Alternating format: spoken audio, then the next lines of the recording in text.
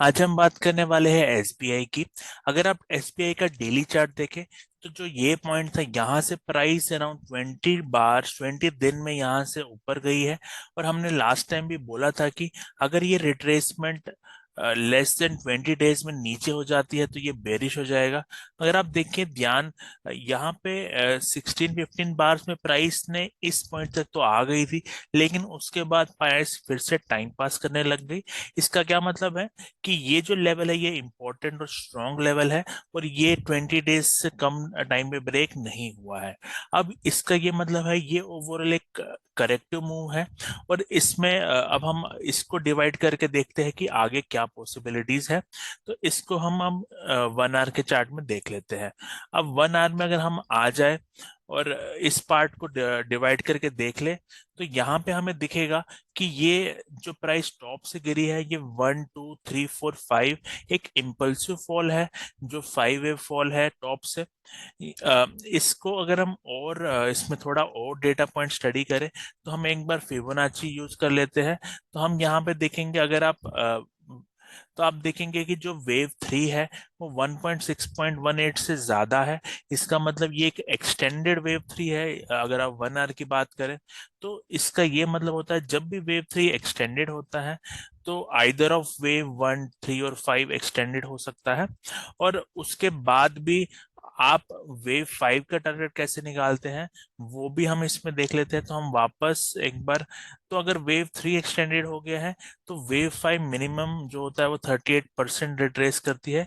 तो वो भी हम आपको इस बार दिखा देते हैं कि यहाँ से अगर आप वेव 3 के बॉटम पे ले जाएंगे और यहाँ पे आप फिर से इसको वेव 4 के टॉप पे ले जाएंगे, तो आप देखेंगे जो मिनिमम 38.2 रिट्रेसमेंट थी वो वेव 5 ने कंप्लीट की है। और ये इसका मिनिमम टारगेट भी होता है। अब यहाँ पे 1 2 3 4 5 के बाद एक्सपेक्टेड है कि एक करेक्टिव मूव अपसाइड की ओर जाएगी। तो वो वे एबीसी मिनिमम हमें एक्सपेक्टेड होता है। और वो भी अगर आप देखें ध्यान से तो यहाँ पे ए हमारी जो ये वेव है वो ए, बी और ये सी है।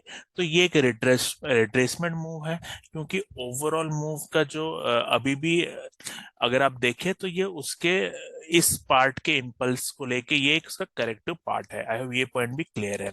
अब हम इसका ये अप मूव क्यों एक्सपेक्ट कर रहे थे, क्योंकि यहाँ पे पहले आपको ए वेव मिली, फिर आपको उसका बी, और बी के बाद एक फिर से अपसाइड मिलता है जो है सी वेव। अब आप इन दो वेव्स को अगर डिवाइड करें तो यहाँ पे अभी भी वन, यहाँ पे इन दो वेव्स के बीच में कोई डाइवर्जेंस नहीं है। इसका ये मतलब है अभी भी आप यहाँ पे अगर 1 2 3 और इसका 4 और 5 एक्सपेक्टेड है, क्योंकि अभी भी ये स्ट्रॉन्ग मोमेंटम में है यहाँ। और यहाँ पे अगर ये पॉइंट जो है वो जो है 578 का, क्योंकि वेव 4 वेव 1 के प्राइस एक्शन में नहीं आती है।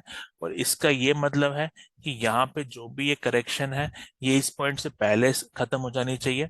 अगर ये इस पॉइंट में आ जाती है तो फिर ये कुछ डिफरेंट केस हो सकता है, जैसे एक एंडिंग डायगोनल हो सकता है या कुछ डिफरेंट केस हो सकता है। तो वो आगे हम बात करेंगे। तो उस केस में, but most of the time अगर ये बुलिश केस है तो ये वेव 4 इसकी प्राइस एक्शन में नहीं आएगी। तो अभी तक हम इसमें इसको ए बी सी ही मान के चल रहे हैं। और जैसे ही ये 1 2 3 4 5 कंप्लीट होगा तो वहां से फिर से एक सेलिंग आ सकती है। और वो सेलिंग जो ये 4 5, मतलब अगर ये 4 के नीचे आ गई तो वो सेलिंग चालू हो जाएगी, जो हमें अगर हम वापस इस पॉइंट के नीचे ले जा सकती है जो है 554 का। क्योंकि ये एक इम्पल्स लग गई है 1 2 3 4 5, उसके बाद आपका ये एबीसी स्ट्रक्चर है। और फिर ये स्ट्रक्चर कंप्लीट, अभी हम यहाँ पे ध्यान से देखें तो यहाँ पे भी एक सप्लाई जोन है।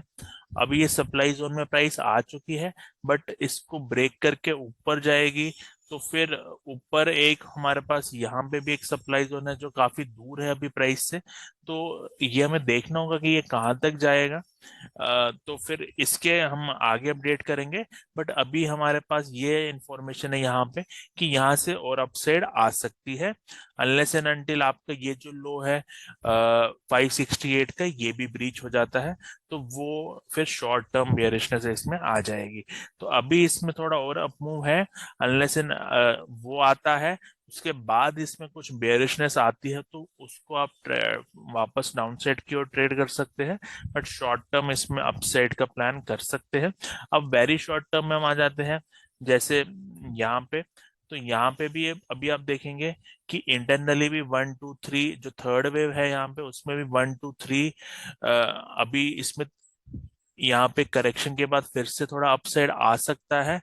विच मीन्स अभी फोर्थ वेव नहीं, अभी थर्ड वेव ही चल रही है अगर 1 आवर की बात करें। तो यहाँ पे भी एक करेक्शन होके फिर से एक बार ऊपर जा सकता है। और ये इसके लिए इसके बाद वो फोर्थ वेव का प्लान कर सकते हैं हम, जो फॉल होगा, बट वो थोड़ा शॉर्ट फॉल होगा। और फिर से अपसाइड का प्लान कर सकते हैं। तो ये है एसबीआई की शॉर्ट टर्म एनालिसिस और long term analysis. I hope ये पॉइंट क्लियर है और ये एनालिसिस आपको क्लियर है। वीडियो को लाइक करिए, चैनल को सब्सक्राइब करिए, कोई डाउट हो तो कमेंट डाल सकते हैं। Thank you and have a nice day.